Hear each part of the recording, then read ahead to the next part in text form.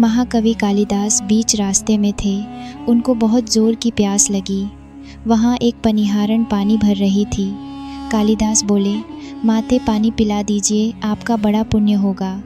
पनिहारन बोली, बेटा मैं तुम्हें जानती नहीं, अपना परिचय दो, मैं पानी पिला दूंगी।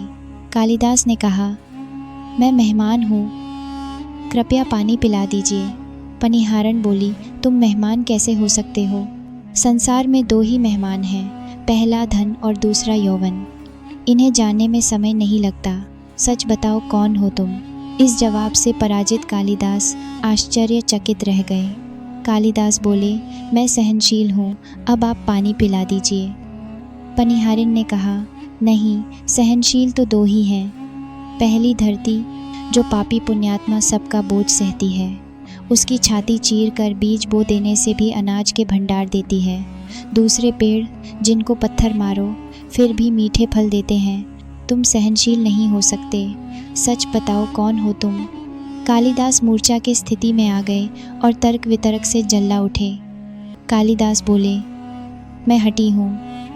पनिहारिन बोली, फिर से झूठ बोल रहे हो तुम। हटी तो दो ही है, पहला नाखून और दूसरे केश। कितना भी काटो बार बार निकल आते हैं। सच कहो, कौन हो तुम? कालिदास अपने आप को अपमानित और पराजित हो चुके थे। कालिदास ने कहा, फिर तो मैं मूर्ख ही हूँ। पनिहारिन ने कहा, नहीं, तुम मूर्ख कैसे हो सकते हो?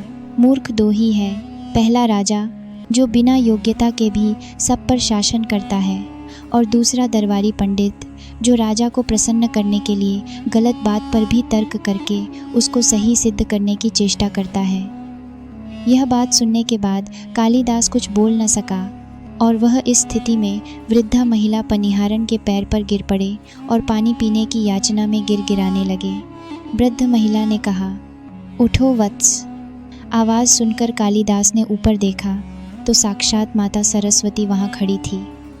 कालिदास पूर्ण नतमस्तक हो गए।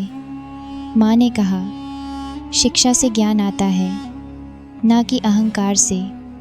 तूने शिक्षा के बल पर प्राप्त मान और प्रतिष्ठा को ही अपनी उपलब्धि मान लिया और अहंकार कर बैठे, इसलिए मुझे तुम्हारी आंखें खोलने के लिए ये सब स्वांग करना पड़ा। कालिदास को अपनी गलती समझ में आ गई और भरपेट पानी पीकर वे आगे चल पड़े।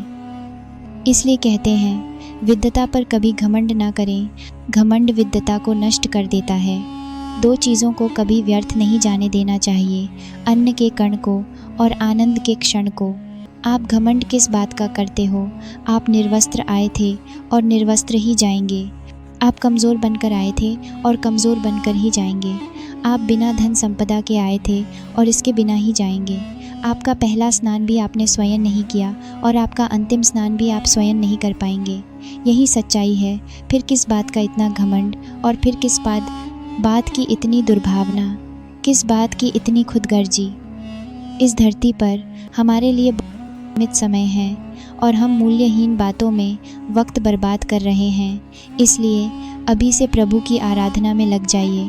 तो दोस्तों, उम्मीद है यह कहानी आपको पसंद आई होगी। अगर आपको यह कहानी अच्छी लगी हो तो कृपया वीडियो को लाइक और हमारे चैनल को सब्सक्राइब करना ना भूलें।